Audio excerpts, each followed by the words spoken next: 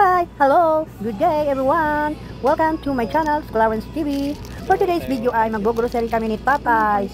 Pang araw-araw namin para sa bahay. Siyempre, ang bibilhin natin yung importante lang, yung pangangailangan natin pang araw-araw. Para makatipid naman tayo na hindi tayo maubusan ng budget. Wala na. Bumili lang ako nung kailan yun, di ba? Mga viewers, paki-subscribe naman yung YouTube channel ko. Malaking tulong na yun po sa akin. Comment and subscribe my channel, Clarence TV. At maraming salamat din po ang nag-subscribe sa akin channel. At taos puso po ako nagte-thank you sa inyo. At God bless you all.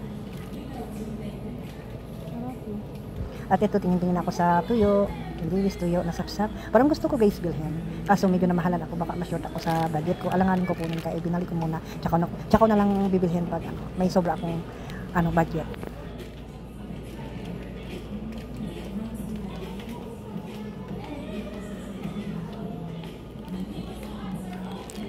Maliliit sobra.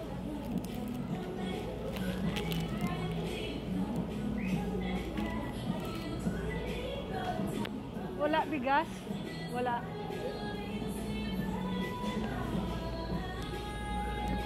Bili kayo ng yung mag-grocery tayo, yung lang, yung kailangan talaga kasi medyo tipid tayo.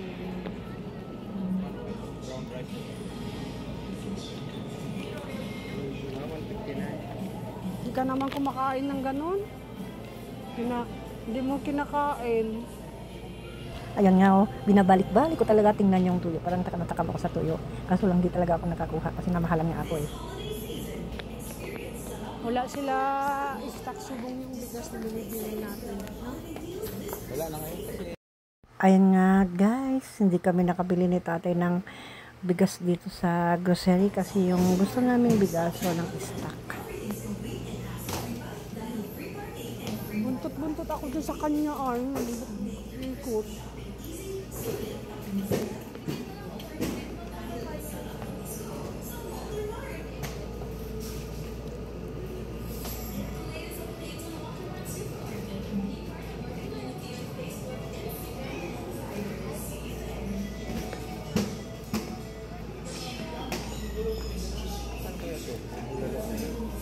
Mas maganda yung bulalo sa At ito, bumili kami ng ribs ng baka para maglaga kami, para makakain naman kami ni tatay ng sabaw ng ribs ng baka.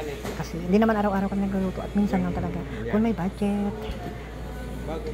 Ang ganda ng display nila, ang ganda pa kaayos at malinis. At syempre, maganda tingnan kasi nakaayos yung mga karne, diba? Kaya gusto ko talaga bumili dito sa grocery. Kasi maganda pagkaayos ng nila, mga paninda ng mga food. At syempre, minsan sa palengke rin kami bumili kasi mga sariwa din yung mga pagkain doon. Kaya kaso lang medyo malayo yung palengke sa amin, mas malapit yung grocery. Kaya madalas sa grocery na lang kami bumili. Pag sinasadya talaga kami bumili ng sariwang mga pagkain, isda o karne, pupunta rin kami sa public market. Maganda naman din yung public market dito sa amin. Malinis din. Kaso medyo malayo, mas malapit kasi yung grocery sa amin. Kaya sa grocery kami madalas bumili ng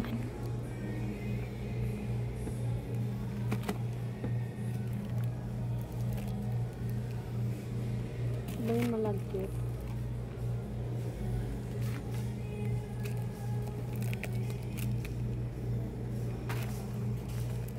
Ano ito?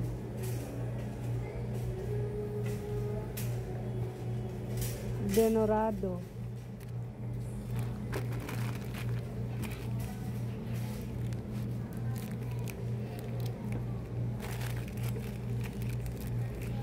Monggo.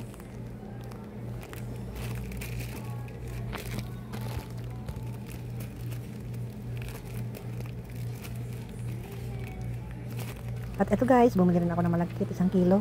Kasi minsan nagluluto si nanay ng champurado sa agahan, kundi merienda sa hapon. At bumili rin ako ng monggo para panggulay namin.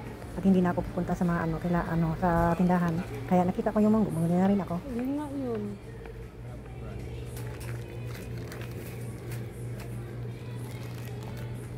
Hindi ka ng basket para sa sabon. Walang pa, wag mo na. Ito ka. Ito.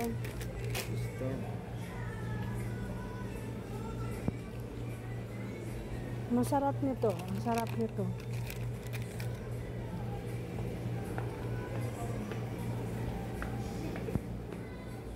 Dito wala rin din bigas. Mayroon pero ibang klase. Yung nahanap natin wala. Wala.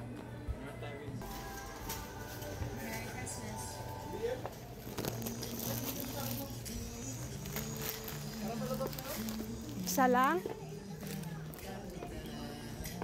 Ubus si Gim-Gim ya.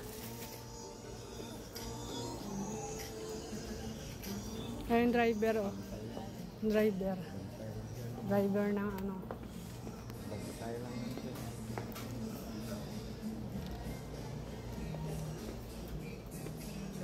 Tanghon. Yun, kumuha din ako ng sutanghon. Ay, minsan nagsasabaw ako ng soup. Nilalagyan ko ng sutanghon soup. Kaya yung kumuha ako ng 4 na piraso, yung maliliit lang guys. Kasi pag mamalaki, hindi ko maalit.